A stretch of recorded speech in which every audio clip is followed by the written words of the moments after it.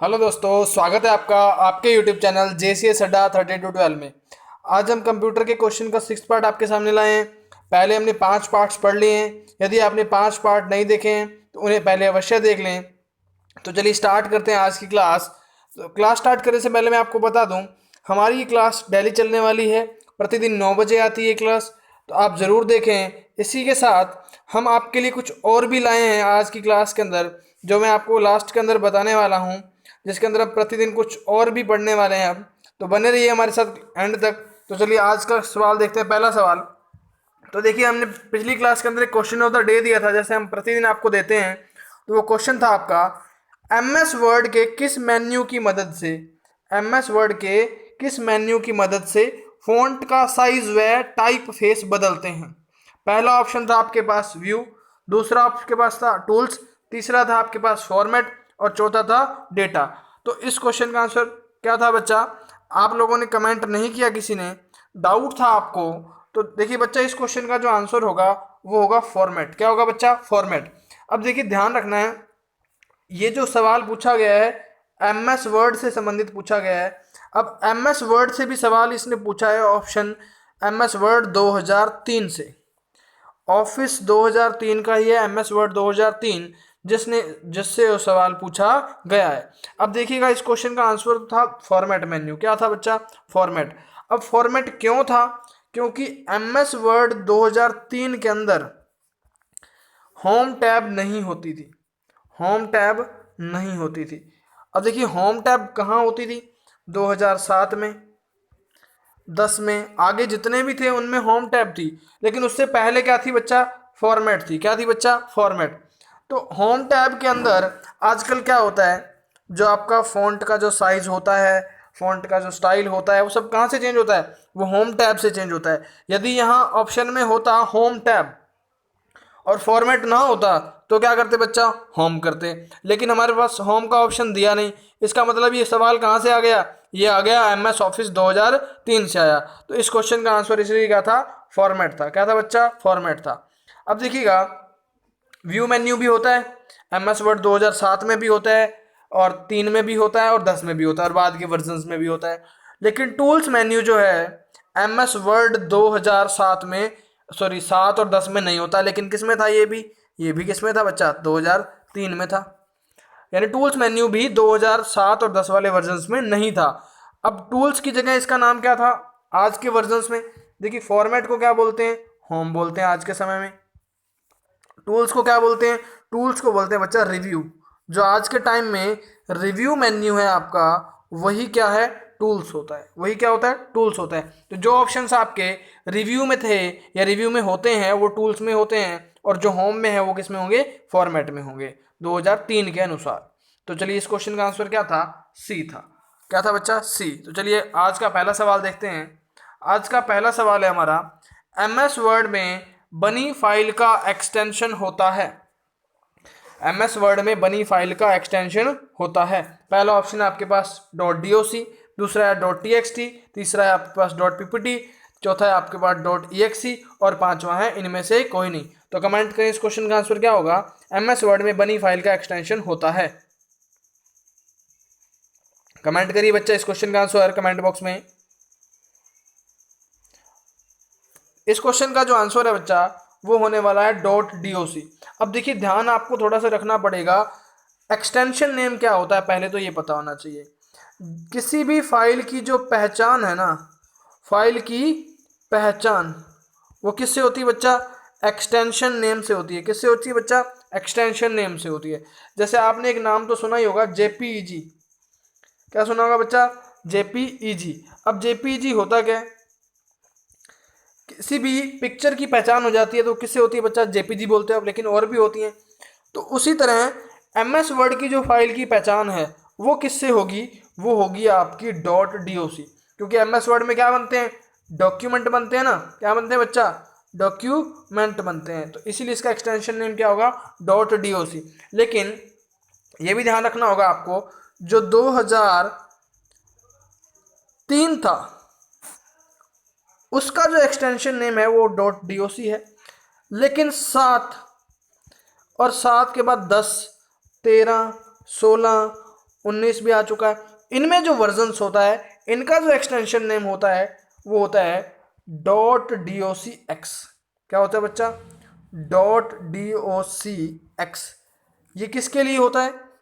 7 के लिए, 10 के लिए, 13 के लिए, 16 के लिए, 19 के लिए। तो इनके लिए एक्सटेंशन नेम क्या होगा? .docx। अब देखिए नीचे और भी दे रखे हैं आपको एक्सटेंशन नेम, उनके बारे में थोड़ा जान लेते हैं। txt, ये किसके लिए होता है? ये होता है बच्चा नोट पैड के लिए। किसके लिए? नोट पैड के लिए। नोट पैड के लिए एक्सटेंशन नेम क्या होगा? .txt। अब और क्या है? .ppt। अब ppt किसके लिए? पावर पॉइंट के लिए। अरे बच्चा ppt किसके लिए? पावर पॉइंट के लिए। पावर पॉइंट का एक्सटेंशन नेम क्या होगा? .ppt। यदि ऑप्शंस में हो .pptx, क्या हो बच्चा? .pptx, तो वो भी सही होगा। लेकिन ppt, ओनली ppt किसके लिए? 2003 के लिए। तो इतनी बातें आपको ध्यान रखनी है। तो इस क्वेश्चन का जो आंसर था वो था .docx। तो exe होता है एग्जीक्यूटेबल फाइल के लिए। इसका फुल फॉर्म क्या होता है बच्चा? एग्जीक्यूटेबल। क्या होता है बच्चा? एग्जीक्यूटेबल। क्या होता है बच्चा? एग्जीक्यूटेबल। किसका? .exe का। तो इतनी बातें आपको ध्यान रखनी है। तो इस क्वेश्चन का आंसर क्या था? ए। तो चलिए अगला सवाल देखते हैं। नेक्स्ट सवाल क्या है? टेक्स्ट की फॉर्मेटिंग से तात्पर्य है। इस सवाल का आंसर बहुत ध्यानपूर्वक देना बच्चा। टेक्स्ट की फॉर्मेटिंग से तात्पर्य है लाइन स्पेसिंग, टेक्स्ट स्पेसिंग या स्पेसिंग है बच्चा। क्या है बच्चा? स्पेसिंग है ये। और ये क्या है? Margin change. नेक्स्ट है इनमें से सभी, तो और इनमें से कोई नहीं। तो आपको बताना है कि लाइन टेक्स्ट की जो फॉर्मेटिंग है उससे तात्पर्य किसका है। तो पहला ऑप्शन आपका पास लाइन स्पेसिंग है, टेक्स्ट स्पेसिंग है, मार्जिन चेंजिंग है, या इनमें से सभी, या इनमें से कोई नहीं। तो कमेंट करें इस क्वेश्चन का आंसर, कमेंट जरूर करें बच्चा। टेक्स्ट की फॉर्मेटिंग से तात्पर्य है, तो इस क्वेश्चन का आंसर क्या होगा बच्चा? कमेंट कीजिएगा। तो इस क्वेश्चन का आंसर है ये सभी। देखिएगा यहां टेक्स्ट की बात कर रहा है ये। तो टेक्स्ट के अंदर सबसे पहले मैं आपको एक बात बता दूं, मैंने लिखा ए, ये एक करेक्टर होगा। ये क्या होगा? एक करेक्टर होगा। फिर मैंने लिखा अनिल, ये एक वर्ड होगा। फिर मैंने लिखा अनिल इज वेरी गुड, ये क्या होगा? एक सेंटेंस होगा। अनिल इज वेरी गुड, ये क्या होगा? एक सेंटेंस होगा। देखिए सबसे पहले क्या? करेक्टर, फिर क्या? वर्ड, फिर क्या? सेंटेंस। फिर सेंटेंस के बाद क्या आता है बच्चा? पैराग्राफ। सबसे पहले करेक्टर, सबसे पहले क्या? Character, C for character. फिर क्या? W for word. फिर क्या? S for sentence. फिर क्या? P for paragraph. पैराग्राफ के बाद क्या आएगा बच्चा? पूरा डॉक्यूमेंट, या मैं बोल दूं एक पेज हो जाएगा, पेज के बाद एक डॉक्यूमेंट हो जाएगा। तो मैंने कहा करेक्टर का भी कलर्स वगैरह चेंज होता है, करेक्टर्स के बीच की स्पेसिंग भी होती है, वर्ड के बीच की स्पेसिंग भी होती है। तो देखिए पैराग्राफ, यस मैं बोल दूं सेंटेंस, सेंटेंस की भी फॉर्मेटिंग होती है और पैराग्राफ की भी फॉर्मेटिंग होती है। पैराग्राफ की फॉर्मेटिंग में क्या क्या होगा? पैराग्राफ में क्या होगी बच्चा? लाइंस होंगी ना, तो उनके बीच की स्पेसिंग भी क्या होगी? फॉर्मेटिंग होगी। और पैराग्राफ में ही क्या होगा? टेक्स्ट होगा, उसकी भी क्या होगी? स्पेसिंग होगी। पैराग्राफ के बाद आता है पेज, या मैं बोलूं डॉक्यूमेंट। तो डॉक्यूमेंट का भी क्या सेट होता है बच्चा? पेज का मार्जिन सेट होता है ना। तो ये सब क्या है बच्चा? ये है आपकी टेक्स्ट की फॉर्मेटिंग से संबंधित। तो जितना भी आपका, जैसे मैं मान लूं होम टैब की बात करूं, तो होम टैब के अंदर आपका एक तो होता है फॉन्ट, दूसरा प्रिंटिंग से संबंधित कुछ ऑप्शंस होते हैं, ये आपके फाइल टैब के अंदर होते हैं। और एक होता है आपका होम टैब के ही अंदर आपका पैराग्राफ। कौन सी टैब के अंदर बच्चा? होम के अंदर पैराग्राफ ग्रुप होता है। तो इनमें होते हैं ये सभी के सभी ऑप्शंस, जिनसे क्या की जाती है? टेक्स्ट की फॉर्मेटिंग की जाती है। तो इतनी बात आपको समझ आ गई होगी कि टेक्स्ट की फॉर्मेटिंग से लाइन स्पेसिंग भी हो जाएगी और टेक्स्ट की स्पेसिंग भी हो जाएगी, मार्जिन चेंज भी हो जाएगा, इनमें से सभी हो जाएगा। और भी बहुत सारे फॉर्मेटिंग्स के ऑप्शंस होते हैं, जितने भी हमारे फॉन्ट के अंदर होंगे और जितने भी हमारे पैराग्राफ के अंदर होंगे वो सब क्या है बच्चा? टेक्स्ट या इसकी सबकी फॉर्मेटिंग होगी। तो चलिए अगला सवाल देखते हैं। इस क्वेश्चन का आंसर क्या था? डी था। तो चलिए अगला सवाल देखते हैं। एमएस वर्ड में मैग्नीफाई बटन कहां होता है? एमएस वर्ड में मैग्नीफाई बटन कहां होता है? आपको कमेंट करना है। पहला ऑप्शन है आपके पास प्रिंट प्रीव्यू टूल बार, दूसरा ऑप्शन है आपके पास स्टैंडर्ड टूल बार, तीसरा है आपके पास फॉर्मेटिंग टूल बार, चौथा है आपके पास उपयुक्त सभी। क्या है बच्चा, उपयुक्त सभी। और नेक्स्ट है आपका इनमें से कोई नहीं। एमएस वर्ड में मैग्नीफाई बटन कहाँ होता है आपको कमेंट बॉक्स में बताना है। तो बताइए इस क्वेश्चन का आंसर बच्चा क्या होगा, कमेंट करिए इस क्वेश्चन का आंसर क्या होगा। क्या प्रिंट प्रीव्यू टूल बार होगा, क्या स्टैंडर्ड टूल बार होगा, क्या फॉर्मेटिंग टूल बार होगा, या उपयुक्त सभी होगा, इनमें से कोई नहीं होगा। तो इस क्वेश्चन का जो आंसर होगा बच्चा वो होगा स्टैंडर्ड टूल बार। क्या होगा बच्चा, स्टैंडर्ड टूल बार। अब देखिए थोड़ा सा आपको ध्यान रखना पड़ेगा, ये सवाल भी 2003 से पूछा गया है। देखिए सवाल आपको पूछने वाला ये नहीं बोलेगा कि मैंने 2003 से पूछा या 7 से पूछा या 10 से पूछा। तो कोई भी सवाल पूछा जा सकता है। एग्जामिनर ये नहीं देखता कि उसको बच्चे को क्या नहीं आता, वो देखता है कहाँ से सवाल उसको गलत कर सकता है बच्चा, वहाँ से सवाल वो पूछ देगा। तो थोड़े बहुत सवाल आपको 2003 से भी आने चाहिए, थोड़ी बहुत जानकारी आपको 2003 की भी होनी चाहिए, और 7 की भी और 10 की भी। हम एक वीडियो बना देंगे आपके लिए 2003 और 7 का लिए अलग अलग एक सीरीज शुरू करेंगे, जिसमें हम MS ऑफिस 2003 और 2007 को अलग अलग डिफाइन करें। तो बने रहिए हमारे साथ, और हमारे इस चैनल को सब्सक्राइब कर लें यदि नहीं किया है, और शेयर भी कर लें। तो इस क्वेश्चन का आंसर क्या था बच्चा, स्टैंडर्ड टूल बार था। अब देखिएगा जो आपकी स्टैंडर्ड टूल बार होती है ना, ये जनरली हमारी 2003 में होती है। कौन से में होती है बच्चा, 2003 में होती है। और फॉर्मेटिंग टूल बार भी 2003 में ही होती है। बेसिकली फॉर्मेटिंग टूल बार या स्टैंडर्ड टूल बार के अंदर जो ऑप्शंस होते हैं, जैसे जूमिंग का हो गया। एक चीज़ और ध्यान रखनी है, मैग्नीफाई ही क्या कहलाता है बच्चा, जूम कहलाता है। क्या कहलाता है बच्चा, जूम। अब कमेंट करिएगा MS वर्ड में जूम कहाँ से कहाँ तक होता है। MS वर्ड में जूम कहाँ से कहाँ तक होता है आपको कमेंट बॉक्स में बताना है। तो इस क्वेश्चन का आंसर क्या था बच्चा, स्टैंडर्ड टूल बार था। क्या था बच्चा, स्टैंडर्ड टूल बार था। लेकिन ये तो बात थी हमारी किसकी, MS वर्ड 2003 की। लेकिन मैं बात करूं और क्या क्या होता है मैग्नीफाई यानी जूम का ऑप्शन। जूम का जो ऑप्शन है वो हमारा होगा, एक तो हमारी स्टेटस बार पे। कौन सी बार पे बच्चा, स्टेटस बार पे। अरे कौन सी बार पे, स्टेटस बार पे। दूसरा होगा आपका, एक आपका मेन्यू होता है व्यू मेन्यू। कौन सा मेन्यू बच्चा, व्यू मेन्यू। वहाँ भी होता है जूम का ऑप्शन। तो इतनी बातें आपको ध्यान रखनी है। जूम का ऑप्शन 3 में स्टैंडर्ड टूल बार पे होता था, और टास्क बार स्टेटस बार पर होता था, और व्यू मेन्यू में होता था। इतनी बातें आपको ध्यान रखनी है। चलिए अगला सवाल देखते हैं। निम्न में से कौन सा नोटपैड की फाइल का एक्सटेंशन नेम है। तो पहला ऑप्शन है आपके पास .doc, दूसरा आपके पास WPF, नेक्स्ट है आपके पास .txt, नेक्स्ट है .dot। तो कमेंट करना है आपको, या इनमें से कोई नहीं। तो कमेंट करिए इस क्वेश्चन का आंसर, निम्न में से कौन सा नोटपैड का फाइल एक्सटेंशन है। तो इस क्वेश्चन का आंसर कमेंट करिए बच्चा, इनमें से कौन सा नोटपैड का एक्सटेंशन नेम है आपको बताना है। तो इस क्वेश्चन का आंसर होगा बच्चा .txt। क्या होगा बच्चा, .txt, क्योंकि नोटपैड के अंदर टेक्स्ट लिखा जाता है। क्या लिखा जाता है बच्चा, टेक्स्ट। अब एक चीज और ध्यान रखनी है, नोटपैड में टेक्स्ट कैसा लिखा जाता है, अनफॉर्मेटेड। कैसा बच्चा, अनफॉर्मेटेड। अब अनफॉर्मेटेड क्या होता है, जिसमें कोई भी डिजाइनिंग वगैरह नहीं की जाती ही, वो क्या है, अनफॉर्मेटेड होता है। यानी कि नोटपैड में कोई भी डिजाइनिंग नहीं की जाती, इसलिए इसको बोलते हैं अनफॉर्मेटेड टेक्स्ट फॉर्मेट। और एक्सटेंशन नेम क्या होगा बच्चा, .txt। अब .doc है, मैंने आपको पिछले क्वेश्चन में बता दिया है। एक होता है बच्चा .dot। देखो डॉक्यूमेंट के लिए तो आपका .doc हो गया, लेकिन डॉक्यूमेंट का टेम्पलेट, क्या बच्चा, टेम्पलेट। टेम्पलेट के लिए क्या होगा बच्चा, .dot होगा। तो चलिए अगला सवाल देखते हैं। अगला सवाल क्या होने वाला है, इसी तरह बने रहिए हमारे साथ। हम आपके लिए और भी बहुत सीरीज शुरू करने वाले हैं, जिसको मैं आपको एंड में बताऊंगा। तो ध्यान रखना, इस क्लास को पूरा देखें ताकि आपको आगे की जो जानकारी है वो पता चल पाए। तो चलिए अगला सवाल देखते हैं। नेक्स्ट सवाल है हमारे पास, किसी रिकॉर्ड का विशिष्ट फील्ड जो प्रत्येक रिकॉर्ड को यूनिकली आइडेंटिफाई करता है। ध्यान से समझना इस सवाल को, किसी रिकॉर्ड का विशिष्ट फील्ड जो प्रत्येक रिकॉर्ड को यूनिकली आइडेंटिफाई करता है उसे कहते हैं। पहला ऑप्शन है आपके पास की फील्ड, दूसरा ऑप्शन है आपके पास प्राइमरी फील्ड, तीसरा ऑप्शन है आपके पास मास्टर फील्ड, चौथा है आपके पास ऑर्डर फील्ड, या पांचवा है इनमें से कोई नहीं। तो कमेंट करें इस क्वेश्चन का आंसर क्या होगा, क्या होगा इस क्वेश्चन का आंसर। किसी रिकॉर्ड का विशिष्ट फील्ड जो प्रत्येक रिकॉर्ड को यूनिकली आइडेंटिफाई करता है। कमेंट करें बच्चा इस क्वेश्चन का आंसर।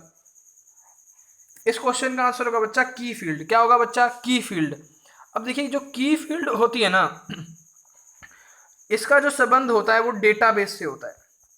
किससे होता है बच्चा? डेटाबेस से होता है। अब ये क्या करता है, हमारा जो रिकॉर्ड होता है, रिकॉर्ड की एक विशिष्ट फील्ड होती है जो रिकॉर्ड को अलग से पहचान कराती है। किसकी? रिकॉर्ड के लिए आइडेंटिफाई यानी पहचान कराने का काम कौन करता है अलग से? वो कौन करता है बच्चा? की फील्ड। एक की होती है, चाबी होती है जो आइडेंटिफाई करती है यूनिकली। तो इसी तरह आपको ध्यान रखना है, किसी रिकॉर्ड का जो यूनिकली आइडेंटिफाई करना हो तो कौन सा फील्ड यूज होगा बच्चा? की फील्ड। कौन सा की फील्ड? कौन सा फील्ड? की फील्ड। तो चलिए अगला सवाल देखते हैं। वर्कशीट कमांड का प्रयोग होता है, आपको बताना है वर्कशीट कमांड का प्रयोग क्यों होता है एक्सेल में। देखिए वर्कशीट किससे संबंधित होगी? अरे किससे संबंधित होगी?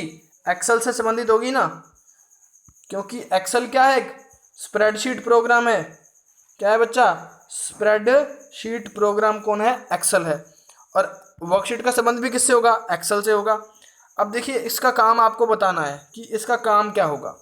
तो इस क्वेश्चन का आंसर कमेंट करें बच्चा।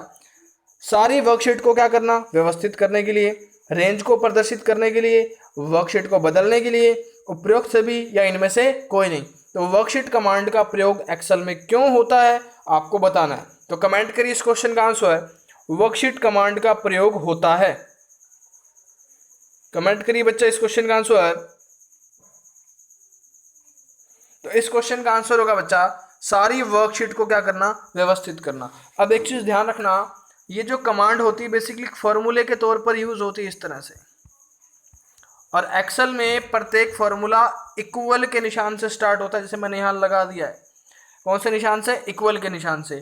और एक फंक्शन है आपका, क्या नाम है इसका? शीट। ये क्या करता है? सारी शीट्स को क्या करता है? व्यवस्थित कर देता है, क्रम वाइज सेट कर देता है। तो वो कौन करता है? वर्कशीट नाम का एक फंक्शन करता है, शीट नाम का, वर्कशीट नाम का। तो वर्कशीट नाम का कमांड का काम करा गया, तो सारी वर्कशीट को क्या करना? व्यवस्थित करना। तो समझ आ रही होगी आपको। यदि आपको हमारी क्लास पसंद आ रही है तो लाइक करें। नेक्स्ट हमारा सवाल है एसक्यूएल का पूरा नाम बताना है। तो देखिए हर एक पेपर के अंदर फुल फॉर्म पूछी जाती हैं, इंपॉर्टेंट होती हैं। तो इस क्वेश्चन का आंसर करिएगा।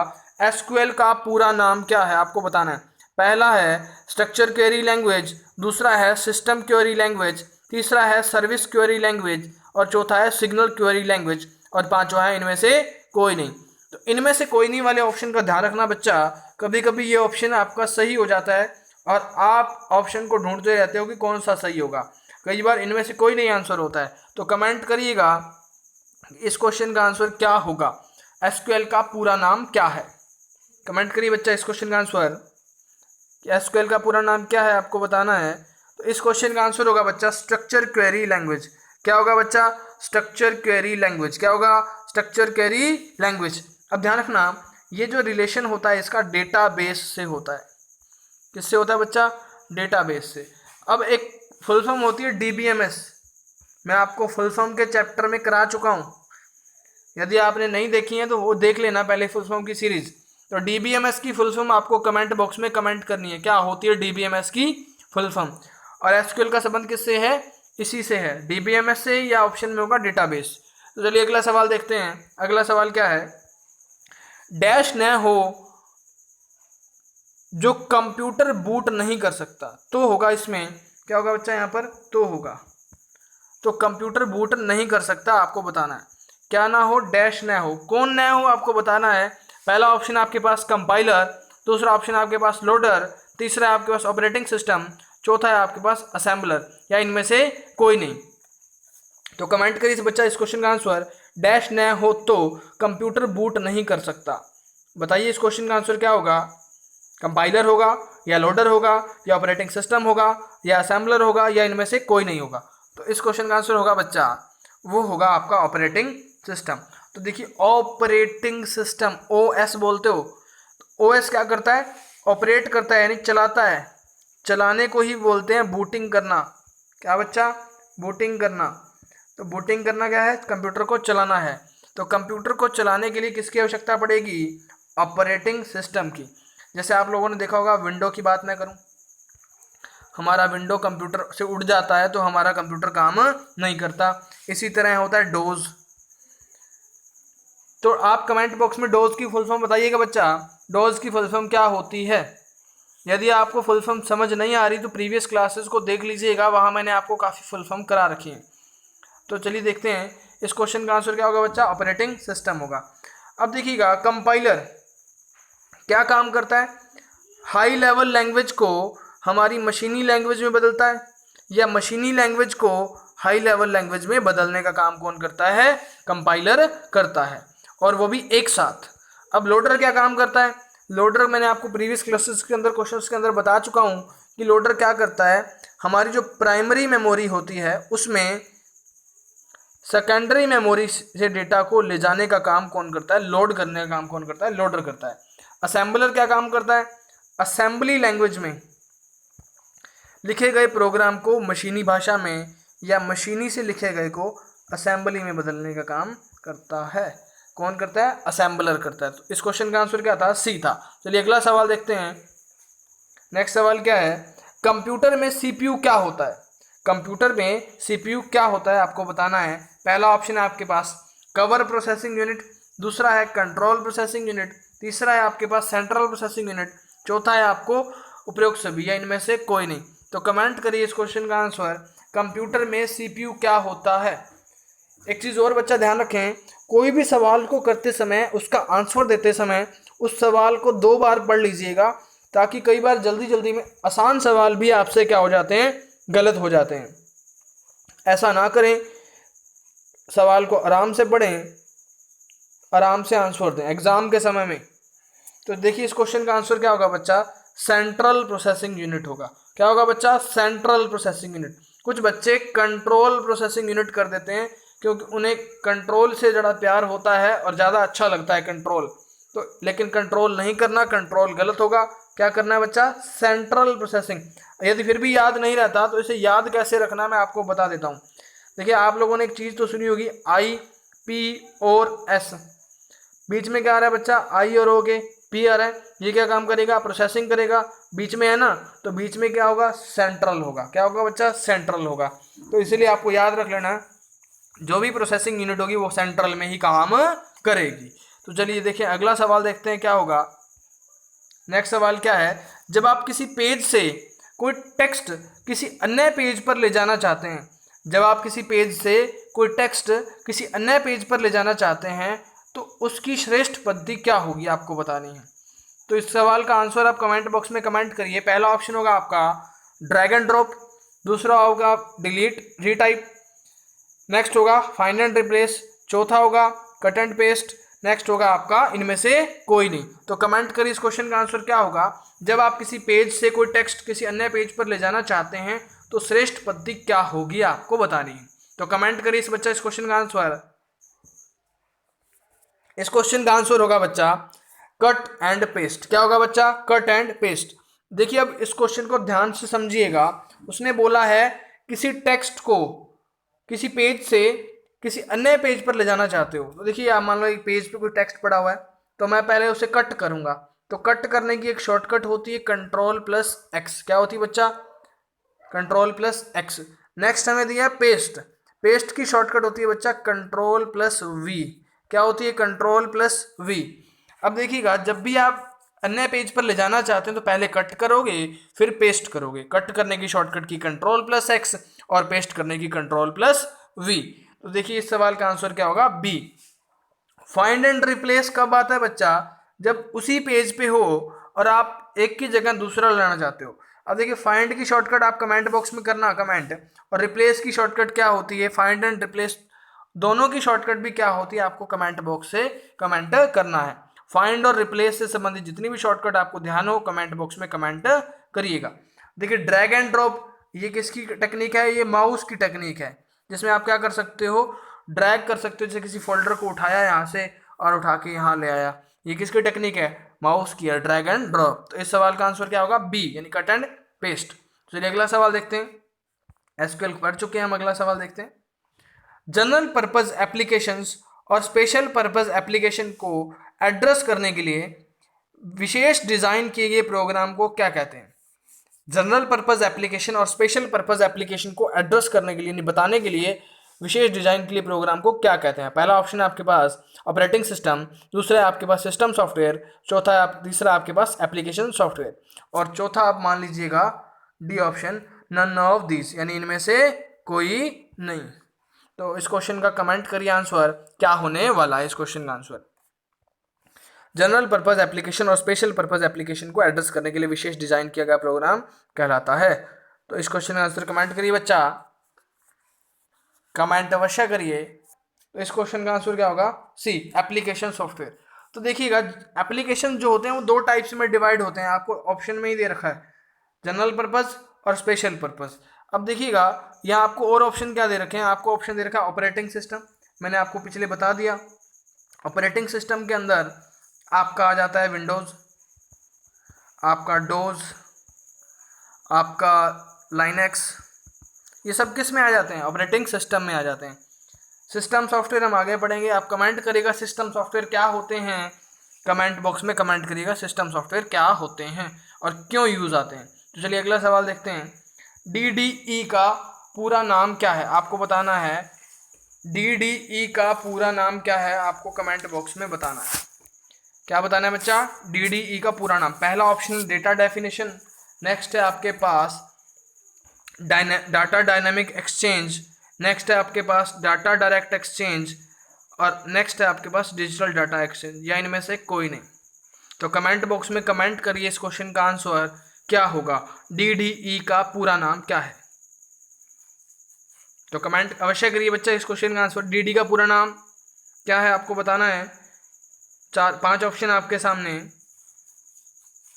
तो बच्चा इस क्वेश्चन का जो आंसर होगा वो होगा इनमें से कोई नहीं।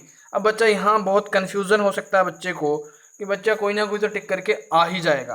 तो ध्यान रखना है कोई भी फुल फॉर्म हो थोड़ा उसको डिटेल से पढ़ें और उसके बारे में आपको जानकारी हो अवश्य है, क्योंकि एग्जामिनर आपसे गलती करवा सकता है।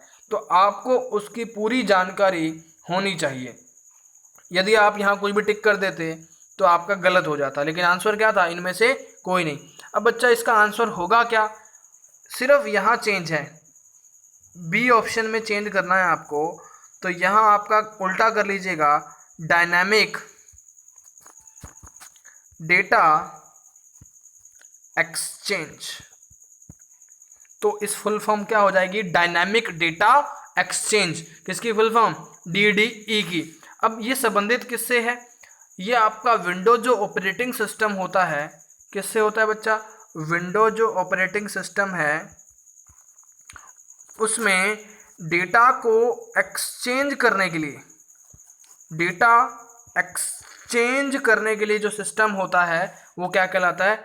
Dynamic data exchange. क्या कहलाता है बच्चा? Dynamic data exchange. तो फुल फॉर्म क्या होगी? Dynamic data exchange, dynamic data exchange. तो इस क्वेश्चन का आंसर क्या होगा? ई। लेकिन ऑप्शन में ना हो तो क्या होगा? Dynamic data exchange. तो चलिए अगला सवाल देखते हैं। WT है, देखिए इसको इंग्लिश में मैं ऐसे लिख दूंगा, तो आपको बताना है कि क्या है। पहला ऑप्शन है आपके पास वर्कशीट टाइटल कमांड, नेक्स्ट है आपके पास वर्कशीट T कमांड, नेक्स्ट है आपके पास worksheet TP command, next smart formula, या इनमें से कोई नहीं। तो WT कमांड क्या है आपको बतानी है, किससे संबंधित है वो। ये सवाल बहुत ही पूछा गया, कन्फ्यूजेबल सवाल है ये, लेकिन बहुत ही आसान सवाल है। इसका क्वेश्चन के अंदर इसका आंसर छिपा हुआ है। तो इस क्वेश्चन का आंसर कमेंट करिए बच्चा। देखिए यहाँ पे आपको वर्कशीट नजर आ रहा है सब जगह। वर्कशीट किससे संबंधित होगी? एक्सेल से। किससे संबंधित होगी बच्चा? एक्सेल से। अब वर्कशीट का जो टाइटल होगा ना बच्चा, इस क्वेश्चन का आंसर होगा ए। क्या होगा बच्चा? ए। वर्कशीट W यानी वर्कशीट, T यानी टाइटल, और एक कमांड हो जाएगी आपकी वर्कशीट टाइटल कमांड होगी। किससे संबंधित? एक्सेल से संबंधित। तो इस क्वेश्चन का आंसर क्या होगा? ए होगा। तो चलिए अगला सवाल देखते हैं। वीडियो, अब देख रहे वीडियो इंग्लिश में लिख देता हूं मैं। वीडियो और कीबोर्ड के बीच के संपर्क स्थापित करता है, कौन स्थापित करता है आपको बताना है। पहला ऑप्शन है आपके पास प्रिंटर, नेक्स्ट है आपके पास माउस, तीसरा ऑप्शन है आपके पास CPU, चौथा है टर्मिनल, और पांचवा है इनमें से कोई नहीं। तो वीडियो एंड कीबोर्ड के बीच संपर्क कौन स्थापित करता है, आपको बताना है कमेंट बॉक्स के अंदर। तो कमेंट करिए बच्चा, इस क्वेश्चन का आंसर क्या होगा? प्रिंटर होगा, माउस होगा, सीपीयू होगा, टर्मिनल होगा, तो आपको बताना है। तो इस क्वेश्चन का आंसर होगा बच्चा सीपीयू। तो देखिए इस क्वेश्चन का आंसर आया कहाँ से, आपको मैंने अभी अभी बताया था, एक होता है आई, एक होता है पी और एक होता है ओ। एक बार एस को छोड़ देते हैं। अब देखिएगा आउटपुट इनमें से कौन सी है आपकी? वीडियो है। अब वीडियो किसको बोलते हैं? जो आपका मॉनिटर होता है ना, जो मॉनिटर स्क्रीन होती है उसको वीडियो बोलते हैं। और आपका एक और क्या है आपके सामने, आपके पास है वीडियो और कीबोर्ड, आई पी ओ। ओ क्या है? वीडियो है। आई क्या है? इनपुट कौन है? कीबोर्ड है। इन दोनों के बीच में कौन है? पी है। पी क्या काम करेगा? प्रोसेसिंग का। प्रोसेसिंग का इनमें से कौन काम करता है? सीपीयू करता है। कौन करता है बच्चा? सीपीयू करता है। तो इस क्वेश्चन का आंसर क्या होगा? सी होगा। तो वीडियो यानी विजुअल डिस्प्ले यूनिट यानी मॉनिटर, कीबोर्ड यानी कि कीबोर्ड डिवाइस इनपुट डिवाइस हो गई और वीडियो आउटपुट डिवाइस हो गई। इन दोनों के बीच में कौन काम करेगा? सीपीयू काम करेगा।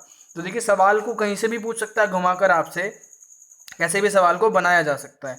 इसी तरह यहाँ सवाल और भी बन सकता था, कोई भी इनपुट डिवाइस देके, कोई भी आउटपुट डिवाइस देके इनके बीच का संपर्क पूछा जा सकता था और बच्चा वहाँ गलती भी कर सकता है। तो देखिए इस तरह से सवाल बहुत बन सकते हैं। तो ध्यान रखिएगा, आपको सिर्फ कॉन्सेप्ट ध्यान होना चाहिए। तो इस क्वेश्चन का आंसर क्या होगा? सीपीयू होगा। अब मेरे को कमेंट बॉक्स में बताइएगा प्रिंटर कैसी डिवाइस है और प्रिंटर कितने टाइप्स के होते हैं। और माउस भी मैं आपको बता चुका हूँ, माउस क्या होता है, माउस की खोज किसने की थी, और टर्मिनल क्या होता है ये भी आपको मैं बता चुका हूँ। अब आप कमेंट बॉक्स में कमेंट करिएगा क्या क्या होते हैं ये। डम टर्मिनल क्या होता है आपको मैं बता चुका हूँ, स्मार्ट टर्मिनल क्या होता है, इंटेलिजेंट टर्मिनल क्या होता है, माउस क्या होता है, माउस की खोज किसने की थी, प्रिंटर क्या है, प्रिंटर के टाइप कौन कौन से होते हैं, इनके बारे में आपको मेरे को बताना होगा कमेंट बॉक्स के अंदर। चलिए अगला सवाल देखते हैं। एक्सेल में मैक्रो की शॉर्टकट है, एक्सेल में मैक्रो की शॉर्टकट क्या है आपको बतानी है। देखिए पहला ऑप्शन है आपके पास ऑल्ट F9 है, दूसरा ऑल्ट F8 है, तीसरा आपके पास ऑल्ट F11 है, चौथा उपयुक्त सभी है या इनमें से कोई नहीं है। तो एक्सेल में मैक्रो की शॉर्टकट आपको कमेंट बॉक्स में बतानी है, क्या होगी एक्सेल में मैक्रो की शॉर्टकट की। तो इस क्वेश्चन का आंसर क्या होगा बच्चा? इस क्वेश्चन का आंसर होगा आपका ऑल्ट प्लस F8। क्या होगा बच्चा? Alt plus F8। ये तो होगी बच्चा मैक्रो की। मैक्रो की शॉर्टकट क्या है बच्चा? Alt plus F8। अब आपको मैं बता दूं ऑल्ट F9 कोई भी शॉर्टकट नहीं होती एक्सेल में, लेकिन ऑल्ट F11 होती है। अब आपको कमेंट बॉक्स में बताना है कि ऑल्ट प्लस F11 किस लिए यूज होती है, ऑल्ट प्लस F11 किस लिए यूज होती है आपको कमेंट बॉक्स में बताना है एक्सेल में ऑल्ट प्लस F11। तो चलिए अगला सवाल देखते हैं। DML का पूरा नाम क्या है? तो देखिए फुल फॉर्म बहुत पूछी जाती है एग्जाम्स के अंदर, तो जितनी फुल फॉर्म मैंने आपको पहले पढ़ा रखी हैं, यदि आपने नहीं देखी डिटेल वाइज मैंने आपको पूरी डिटेल से कराया है तो उन्हें अवश्य देख लीजिएगा। तो DML का पूरा नाम आपको बताना है। पहला ऑप्शन है आपके पास डेटा मैनेजमेंट लैंग्वेज, नेक्स्ट है आपके पास डेटा मैनिपुलेशन लैंग्वेज, और नेक्स्ट है आपके पास डेटा मॉडर्न लैंग्वेज, नेक्स्ट है आपके पास डेटा मॉडर्न लैंग्वेज, नेक्स्ट है इनमें से कोई नहीं। तो DML का पूरा नाम आपको कमेंट बॉक्स में कमेंट करना है, DML का पूरा नाम क्या है। तो इस क्वेश्चन का आंसर क्या होगा बच्चा बताइएगा कमेंट बॉक्स के अंदर।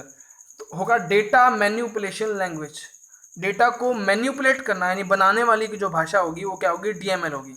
इसका जो संबंध है वो डेटाबेस से है बच्चा। किससे? डेटाबेस से, DML। और डेटाबेस में क्या बनती है बच्चा? टेबल बनती है। क्या बनती है? टेबल। अब टेबल में क्या बनता है बच्चा? रिकॉर्ड बनता है। टेबल में क्या बनता है बच्चा? रिकॉर्ड बनता है। तो टेबल को मैन्युपुलेट करना या टेबल में रिकॉर्ड को हटाना या रिकॉर्ड को बनाना, वो सब काम किससे होंगे? DML से होंगे। तो डेटा मैन्युपुलेशन लैंग्वेज हो जाएगा इस क्वेश्चन का आंसर, बी ऑप्शन। चलिए अगला सवाल देखते हैं। Dash dash non numeric data का उदाहरण है। Dash dash non numeric data का उदाहरण है, आपको बताना है कौन सा जो है नॉन न्यूमेरिक डेटा का उदाहरण है। पहला ऑप्शन है आपके पास एम्प्लॉय का एड्रेस, दूसरा ऑप्शन है आपके पास एग्जामिनेशन स्कोर, नेक्स्ट है बैंक का शेष, नेक्स्ट है आपका पास उपरोक्त सभी है इनमें से कोई नहीं। Dash dash non numeric data का उदाहरण है, कौन सा है जो नॉन न्यूमेरिक डेटा का उदाहरण है, आपको कमेंट बॉक्स में बताना है इस क्वेश्चन का आंसर। तो कमेंट करिए बच्चा इस क्वेश्चन का आंसर। क्या होगा इस क्वेश्चन का आंसर? कौन सा है जो नॉन न्यूमेरिक डेटा का उदाहरण है? तो कमेंट करिए बच्चा, इस क्वेश्चन का आंसर क्या होगा? नॉन न्यूमेरिक डेटा का उदाहरण कौन सा है? तो देखिए एम्प्लॉय का एड्रेस, ये होगा इसका आंसर। क्या होगा बच्चा इसका आंसर? एम्प्लॉय का एड्रेस। ये जो है नॉन न्यूमेरिक होगा। इस क्वेश्चन का आंसर क्या होगा? ए होगा। एग्जामिनेशन स्कोर किस में होगा बच्चा? नंबर्स में होगा। जैसे आपका 45 मार्क्स आ गए तो किस में? न्यूमेरिक है ना ये। और बैंक का जो शेष है आपका बकाया, मान लो 500 रुपये बकाया हो गया आपका, तो ये भी क्या है? न्यूमेरिक है। लेकिन एम्प्लॉय का जो एड्रेस होगा वो एड्रेस कैसा होगा? जैसे 4F बड़ा गंगानगर, तो ये क्या होगा? एक एड्रेस होगा ना। तो एड्रेस में क्या होगा? 4 भी आ गया। लेकिन जब भी 4 आएगा और साथ में अल्फ़ाबेट्स आ जाएंगे, वो क्या हो जाएगा? नॉन न्यूमेरिक हो जाएगा। क्या हो जाएगा बच्चा? Non numeric. न्यूमेरिक वैल्यू के साथ कोई भी अल्फ़ाबेट, कोई भी सिंबल आ जाए, वो कैसा हो जाएगा? नॉन न्यूमेरिक हो जाएगा। तो इस क्वेश्चन का आंसर क्या होगा बच्चा? एम्प्लॉई एड्रेस हो जाएगा। तो चलिए अगला सवाल देखते हैं। नेक्स्ट सवाल, ये थे हमारे आज के सवाल। और आज का जो क्वेश्चन ऑफ द डे है वो है, जब आप कोई रो या कॉलम मूव करते हैं तो मूव सेल का टेक्स्ट डैश डैश होता है, आपको बताना है। तो पहला ऑप्शन आपके पास सेल के साथ मूव होता है, जहाँ था वहीं रहता है किंतु फॉर्मेटिंग मूव होता है। नेक्स्ट है सेल के साथ मूव होता है किंतु सारे फॉर्मेटिंग लॉस हो जाते हैं। सेल के साथ मूव होता है, कुछ फॉर्मेटिंग चेंज हो जाता है, या इनमें से कोई नहीं। बहुत ही आपका प्रैक्टिकली क्वेश्चन है। इस क्वेश्चन का आंसर ध्यान से दीजिएगा। ये आपका क्वेश्चन ऑफ द डे है, आपको जो घर पे कमेंट करना है। तो यदि आपको हमारी क्लास पसंद आई हो तो सब्सक्राइब करें, लाइक करें, कमेंट करें और शेयर करें और सब्सक्राइब करें। एक बात और जो मैं आपको बताना चाह रहा था, अब हम प्रतिदिन साइंस के भी कुछ क्वेश्चंस की एक डेली सीरीज शुरू करने वाले हैं। तो इसको ज़्यादा से ज़्यादा शेयर करिएगा और सब्सक्राइब करिएगा और लाइक करिएगा। साइंस के हम प्रतिदिन कुछ क्वेश्चंस को लाएंगे आपके सामने, तो आप इन्हें ज़रूर देखिएगा और यदि आपको पसंद आए तो हमें अवश्य बताइएगा। तो चलिए, धन्यवाद। जय हिंद, जय भारत।